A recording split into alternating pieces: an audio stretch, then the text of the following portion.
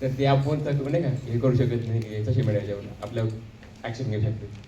पण तसं पण नाही. पण विद्रोहीमध्ये आपण तर विद्रोही वार्ता बघितला. तुकाराम महाराज असून दे, महात्मा फुले असून दे, परत अण्णाभाऊ साठे यांच्या पण काही याच्यामध्ये साहित्यांमध्ये त्यांनी ते शब्द वापरून टीका केलेली त्यांच्यावर. तर ते बरोबर आहे ना, पण मग आज तुकाराम महाराज नाही आहेत ना, त्यांना कोण खटला दाखल करणार? खटला आणि ज्या वेळेला ह्या अशा चळवळीमध्ये किंवा ह्याच्यामध्ये आपण काम करतो, जर समजा आपण तसेही अल्पसंख्याक असलो तर अशा परिस्थितीमध्ये एखादा माणूस कायदेशीर कारवाईच्या कचाट्यात अडकून त्याच्यामध्ये तो पिळला जाणं हे आपल्याला तसंही परवडणार नाही आहे. त्याच्यामुळे जे आपण हत्ती होऊन लाकडं ओढण्यापेक्षा मुंगी होऊन साखर खावी, दॅट इज बेटर. बरोबर आहे की नाही? मंडळीमध्ये माणसं आंदोलनामध्ये सहभागी होतात, त्यासाठी निळीचा सत्याग्रह वगैरे अशा सत्याग्रहांचे आणि आंदोलनांचं उदाहरण दिलं. हे आर्थिक प्रश्न, म्हणजे आर्थिक प्रश्नासाठी माणसं येतात, इतर प्रश्नासाठी येत नाहीत, असं एक थीम आहे आपल्या मांडणीच्या मध्ये. तो एक धागा आहे. तर हा वस्तुस्थितीला सुसंगत आहे असं मला वाटत नाही. कारण जंगल सत्याग्रहातून जेलच मिळणार होती किंवा गोळ्या मिळणार होत्या. जंगल सत्याग्रहातून जंगलाचे काहीतरी मिळणार नव्हतं. जंगल तोडायच्यासाठी जंगल सत्याग्रह नव्हता. जंगल रक्षण आणि ते सरकारनं त्यातनं काही करू नये म्हणून होता. किंवा मिठाचा सत्याग्रह, किंवा केवळ 42ला चलेजावची चळवळ सुरू झाली, पण त्याच्या आधी आंदोलनं झाली की ही आंदोलनं स्वातंत्र्य या गोष्टीसाठी होती. तसं आज सुद्धा एक स्वातंत्र्य नावाची गोष्ट आहे. ती स्वातंत्र्यानंतरचं स्वातंत्र्य आहे. ते कसलं स्वातंत्र्य होतं ते त्याच्या पुढचं स्वातंत्र्य आहे. तर आपल्याला असं म्हणता येईल का, म्हणजे आणीबाणीच्या विरुद्ध माणसं लढायला उठली एका स्टेजमध्ये. आणीबाणी या देशामध्ये ही इंदिरा गांधी असताना लागू केलेली होती. त्यावेळेला लोकांना काय जेलच मिळणार होतं, मग काय मिळणार नव्हतं. म्हणजे आमच्यासारखे बरेच लोक भूमिका राहून त्यावेळेला चळवळीचं काम करत होते. तेव्हा मला नाही वाटत की किंवा या माध्यम नवसमाज माध्यम ज्याला म्हटलं जातं त्याचा विषय हा जास्त आकर्षक किंवा जास्त रिलेव्हंट होईल की ज्या वेळेला तो आर्थिक प्रश्नावर असेल, असं म्हणणं योग्य मला वाटत नाही. तर याला म्हणजे असं काही संदर्भ आहेत का असे, असं दिसत नाही मला. तर त्यामध्ये थोडंसं वेगळी समजूत तयार होते. दुसरा माझा मुद्दा असा आहे की माध्यमाचं तंत्रविज्ञान हा एक भाग आहे. म्हणजे ते कसं करावं, कसं लिहावं, त्यातनं काय काय करता येतं, किंवा यांनी आता AIचं काढलं. पण हे माध्यम ही विद्रोही सांस्कृतिक चळवळ च्या कार्यकर्त्यांच्या समोर ही चर्चा आहे. तर सांस्कृतिक अंगाने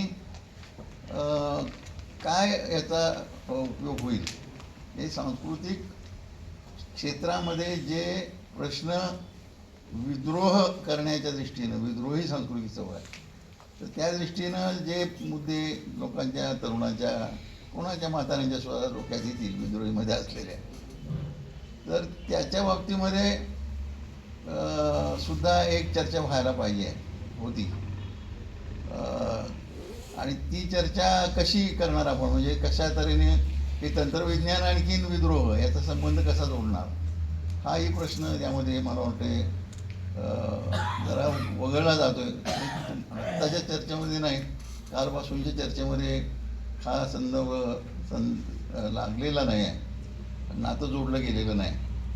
त्यामुळं मला जरा अस्वस्थता आहे.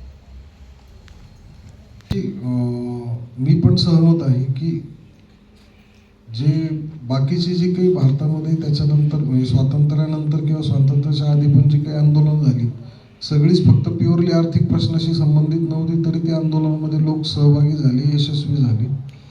गांधीजींच्या पर्टिक्युलर आंदोलनाच्या बाबतीमध्ये माझा मुद्दा जो असा होता की लोकांचा, जास्तीत जास्त लोकांचा जो सहभाग होता, मास स्केल ज्याला आपण म्हणतो, कारण क्रांतिकारकांचा जो काही मार्ग होता तो मार्ग जास्तीत जास्त लोकांचा सहभाग ज्या वेळेला आंदोलनात झाला, क्रांतिकारकांचा जो मार्ग होता तो कमीत कमी लोकांकडून जास्तीत जास्त त्यागाची अपेक्षा, ज्याला आपण म्हणजे फाशीच्या याच्यावर जाणं अशी अपेक्षा होती. परंतु ज्या वेळेला जन आंदोलनं गांधीजींच्या काळामध्ये उभी राहिली त्यावेळेला त्याच्यामध्ये जास्तीत जास्त लोकांकडून कमीत कमी त्यागाची अपेक्षा, जेलमध्ये जाणं किंवा ह्या सगळ्या गोष्टी क्रांतिकारांच्या तुलनेमध्ये. परंतु नो डाऊट की जी बाकीची जी काही आंदोलनं जी आर्थिक प्रश्नाव्यतिरिक्त उभी राहिलेली होती त्या आंदोलनामध्येही स्थानिक पातळीवर ती आंदोलनं यशस्वी झाली, लोकांनी त्याच्यामध्ये सहभाग घेतला, हेही मान्य करायला हवं. दुसरा पार्ट जो आहे तो सांस्कृतिक राजकारणाचा जो आहे, आता तो मुद्दा जो आहे तो मी जसा ह्या आर्थिक याच्यावर लिहितो, सांस्कृतिकच्या याच्यावरही ज्या वेळेला लिहितो आपण किंवा बोलतो, तर आपला म्हणजे नेमकं काय चुकलेलं आहे याचा खूप एक लार्ज स्केलवर जर समजा विचार करायला गेलं तर मुलींचं शिक्षण जे काही आहे ज्योतिबा फुलेंनी सुरू केलेलं होतं त्याला साधारणपणे 200 वर्ष होऊन गेलेली आहे. 15 वर्षांची जी पिढी आहे ती पिढी जर समजा जर विचार केला तर 200 वर्षांमध्ये साधारणपणे किती पिढ्या झाल्या याचा आपण हिशोब करू शकतो. मग हे सगळं असताना त्याच्यानंतर शाहू महाराजांच्या काळामध्ये शिक्षणाचं करवीर संस्थांचं बजेट काय होतं याही गोष्टी आपण ऐकलेल्या आहेत. नंतरच्या काळामध्ये रयत शिक्षण संस्था उभी राहिली. ह्या सगळ्या प्रोसेसमध्ये आपण मागचे जवळपास 200 वर्ष आपल्याकडे ही सगळी परंपरा असताना असं काय झालं की आपण पुन्हा उलट्या दिशेने निघालेलो आहे. आपल्याकडून नेमकं काय चुकलेलं आहे? कारण जी माणसं इथे येऊन बसलेली आहेत किंवा ज्यांना हा विषय सांस्कृतिक राजकारणाचा समजलेला आहे त्यांना समजलेला आहे, परंतु दुसऱ्या बाजूने मी जी 3rd जनरेशन थिअरी मांडली की दुसऱ्या बाजूनी या धर्मवादी राजकारणाच्या बाजूला मोठ्या संख्येने ज्या वेळेला मुलं जातात त्यावेळेला ते अशा आईबापाची मुलं जातात की ज्यांनी संयुक्त महाराष्ट्राचं चळवळ बघितलेली आहे. अशा आईबापाची मुलं जातात की ज्यांच्या आईवडिलांनी किंवा ज्यांच्या आजी आजोबांनी स्वातंत्र्य चळवळीमध्ये भाग घेतलेला आहे. मग असं सगळं असताना की ज्यांनी भारताच्या राज्यघटनेनी, लोकशाही राज्यघटनेनी, लोकशाही व्यवस्थेने म्हणून दिलेले सगळे जे काही फायदे आहेत हे सगळे फायदे तुम्हाला मिळालेले आहेत. तुम्हाला शिक्षण मिळालेलं आहे, तुम्हाला नोकऱ्या मिळालेल्या आहेत, तुम्हाला उत्पन्नाचं साधन मिळालेले, हे सगळं मिळालेलं असताना तरी सुद्धा जर समजा ही जी काही नवीन जनरेशन आहे ही जर धर्मवादी राजकारणाच्या पाठीमागे जात असेल आणि यांना लाखोंनी जर समजा हे झेंडे घेऊन नाचवणारे अनुयायी मिळत असतील तर मग आपलं जी शिक्षण देण्याची जी व्यवस्था होती किंवा एकूण समाज बनवण्याची व्यवस्था होती, मी फार इतका मोठा माणूस नाही आहे की इतक्या मोठ्या स्केलवर कोणाच्या चुका दाखवाव्यात किंवा कोणाला दोष द्यावेत, परंतु आपलं काहीतरी चुकलेलं आहे. समाज म्हणून म्हणाल तुम्ही तर समजा माझ्या वडिलांनी मला ज्या पद्धतीने घडवलं, वाचायला शिकवलं, लिहायला शिकवलं, ज्या पद्धतीने काय वाचावं हे सांगितलं, त्याच्यानंतर ते आमच्या माझ्या जनरेशनमधून नंतर ते माझ्या मुलींच्या जनरेशनमध्ये आलं. मधल्या कालखंडामध्ये असं झालं की काही शिक्षण जे काही आहे हे फक्त रोजगार मिळवणे आणि 4 पैसे मिळवणे एवढ्याच साधन झालं आणि मग जे काही मनी गेटिंग मशीन जी काही आहेत हे तयार झाली आणि मग हे पैसे आलेल्या लोकांना असं वाटायला लागलं का आपल्याकडे एक बेसिक कन्सेप्ट आहे, असं थोडं विस्कळीत झालं तर होईल त्याच्याबद्दल मला माफ करा, परंतु ज्याच्याकडे पैसे आले त्याच्याकडे अक्कल आली असं आपल्याला सगळ्यांना वाटतं किंवा सगळ्यांमध्ये तो हे आहे म्हणजे भ्रम आहे. मी काल परवा एक आठवडाभरापूर्वी त्या विषयावर मी एक छोटं लिहिलेलं पण होतं की या फूड अँड ड्रग्स ॲडमिनिस्ट्रेशन कडून ज्या काही वेगवेगळ्या ठिकाणी कारवाई सुरू आहेत आता ह्या म्हणजे भेसळीचं ते दूध आहे, भेसळीचं पनीर आहे किंवा त्या भेसळीचं मिठाई आहे किंवा अन्य काही आहे किंवा औषधामध्ये भेसळ आहे किंवा आणखी सगळ्या गोष्टींमध्ये आहे. फक्त भेसळ हा नाही आहे मुद्दा, म्हणजे दुधातली भेसळ हा किंवा एक मूळ मुद्दा नाही आहे किंवा खाद्यतेलाचा आहे. म्हणजे 180 रुपये किलो शेंगदाणे असतील तर समजा 1 किलो शेंगदाण्यातून पाव किलो जर तेल निघत असेल तर 1 किलो तेलाचा रेट शेंगदाण्याच्या रेटच्या हिशोबाने किती असायला पाहिजे आणि प्रत्यक्षात विकले जाणारे शेंगदाण्याच्या तेलाचा रेट किती. म्हणजे जर समजा 4 किलो शेंगदाण्याचा जी काही भाव आहे त्याच्यापेक्षा कमी जर शेंगदाण्याच्या 1 किलो तेलाचा भाव असेल तर ऑब्विसली त्याच्यामध्ये अडल्ट्रेशन आहे. म्हणजे हे करणारे लोक कोण आहेत? हे सगळे आहेत ना, हे आपल्या आसपास असणारे तुमचे आमचे पाहुणे रावळे नातेवाईक मित्र हे सगळे लोक आहेत. आणि दुर्दैव असं आहे की आपल्या आजूबाजूला जर समजा ही माणसं जर बघितले ना तर म्हणजे ह्या लोकांच्या सक्सेस स्टोरी सांगितल्या जातात. त्यांनी बघा म्हणजे अरे त्याच्याकडे बघ जरा त्यांनी कसे पैसे इतक्या वर्षांमध्ये त्यांनी बघ बंगला गाडी घेतली हे केली, आपण त्यांनी कसे पैसे कमवले.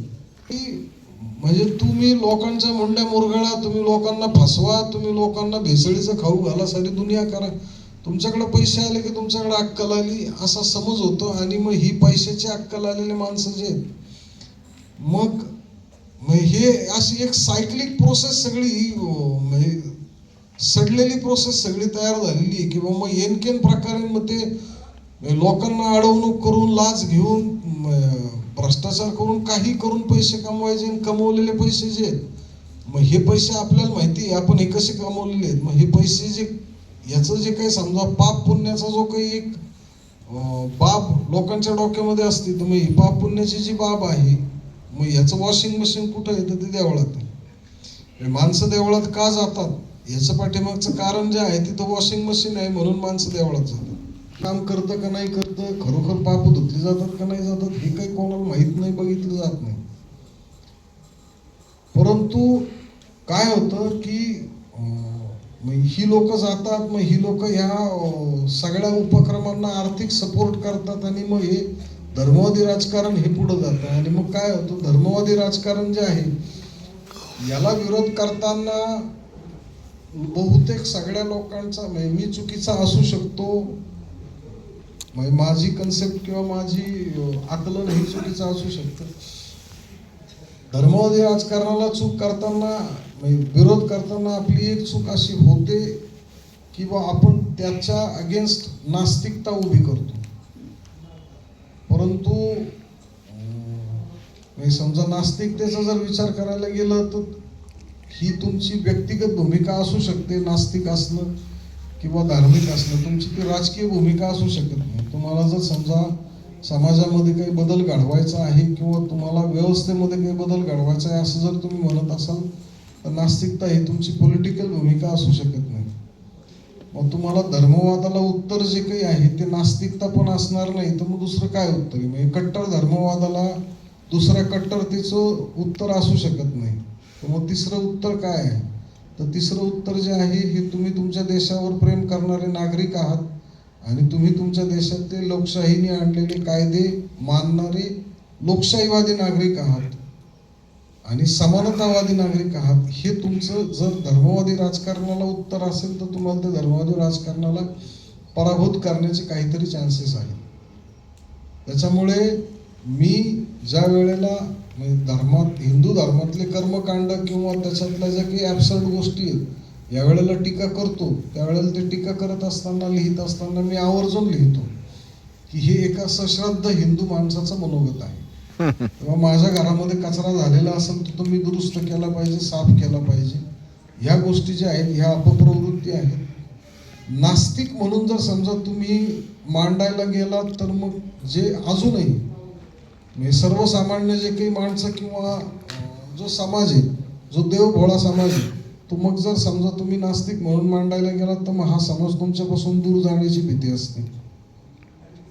म्हणजे हे मी धाडसाने विधान करतोय, परंतु ज्योतिबा फुले, राजर्षी शाहू महाराज आणि डॉक्टर बाबासाहेब आंबेडकर ह्या तिघांची बुद्धिमत्ता किंवा ह्या तिघांची विचार करण्याची पद्धत किंवा ह्या सगळ्या गोष्टी पाहता हे कदाचित व्यक्तिगत पातळीवर नास्तिक असण्याची शक्यता आहे. परंतु यांनी धर्माचं अस्तित्व नाकारलं नाही. कारण जर समजा आपण नास्तिक आहोत असं जाहीर केलं तर आपल्या पाठीमागे असणारे जे अनुयायी आहेत, या अनुयायांच्या आयुष्यातून जर समजा रोजची कर्मकांड वगळली आणि रोजच्या धार्मिक प्रथा वगळल्या तर ती जी एक धार्मिक सांस्कृतिक पोकळी जी काही तयार होती ती पोकळी कशाने भरायची हा प्रश्न आहे. म्हणजे तुम्हाला जर समजा सगळा समाज नास्तिक करायचा असेल तर तो आधी साक्षर झाला पाहिजे. साक्षर झाल्यानंतर तो सुशिक्षित झाला पाहिजे. साक्षरता आणि सुशिक्षितपणा या दोन वेगळ्या गोष्टी आहेत. म्हणजे इथं एखादा डॉक्टर झालेला माणूसही सुशिक्षित असेल अशी काही खात्री नाही, किंवा शिक्षक असलेला माणूसही सुशिक्षित असेल अशी काही खात्री देता येत नाही. या धर्मवादी राजकारणाच्या पाण्यामध्ये वाहणारे जे काही डोके आहेत, या सगळ्या डोक्यांच्या वर असणाऱ्या पदव्या बघितल्या तर साक्षरता आणि सुशिक्षितपणा याचा काही फारसा संबंध नाही हे आपल्याला कळून येतं. त्याच्यामुळे नास्तिकता हे ह्या सांस्कृतिक राजकारणाला उत्तर देण्याऐवजी नागरिक लोकशाहीवादी नागरिकत्व किंवा लोकशाहीवादी नागरिक म्हणून जी काही मांडणी आहे ही जर समजा सांस्कृतिक राजकारणाच्या ह्याच्यामध्ये जर उभी केली तर कदाचित आपण त्यांना व्यवस्थित उत्तर देऊ शकतो. कारण भारत जो काही आहे, भारताचं जी काही एकंदर सगळी रचना आहे, म्हणजे 6 लहान मोठे वेगवेगळ्या प्रकारचे 6 धर्म, 6-7 धर्म आहेत. म्हणजे काही हजारांनी जाती आहेत, काही हजारांनी शेकड्यांनी भाषा आहे, काही हजार भाषा आहेत, लिप्या आहेत, भौगोलिक विविधता आहे. अशी सगळी विविधता असणाऱ्या देशामध्ये जर समजा तुम्हाला लोकशाही टिकवायची असेल तर तुम्हाला धर्मनिरपेक्षतेला पर्याय नाही.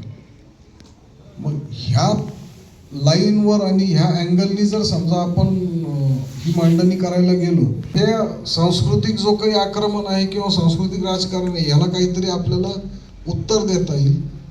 आणि आपण त्याच पद्धतीने किंवा त्या अँगलने आपण विचार करून लिहिलं गेलं तर मग लोक हळूहळू लोकांमध्ये बदल होईल. काय होतं, तुम्ही आपण नास्तिकता हा जर मुद्दा घेऊन गेलो तर मग ते समोरच्या बाजूला आणि तुम्ही इकडच्या बाजूला असं एकमेकांच्या विरोधामध्ये उभं राहिल्यासारखं होतं. आणि मग विरोधामध्ये किंवा समोर असणारा माणूस जर एकदा समजा तुम्ही माझ्या विरोधामध्ये आहात किंवा माझ्या धार्मिक भावनांच्या विरोधामध्ये आहात असं समजून जर तुमच्या विरोधात उभा राहिला किंवा तुमच्या समोर उभा राहिला तर त्याला बदलणं अवघड असतं. एकत्र आहोत, आपण दोघं जण बरोबर आहोत, आपल्या घरामध्ये कचरा झालेला आहे, हा कचरा साफ करणं ही आपली जबाबदारी आहे, म्हणून आपण हा कचरा साफ करू, अशा पद्धतीने जर माणसांना तुम्ही समोर बरोबर घेतलं तर कदाचित त्याच्यामध्ये काहीतरी बदल होण्याची शक्यता असते. झालं.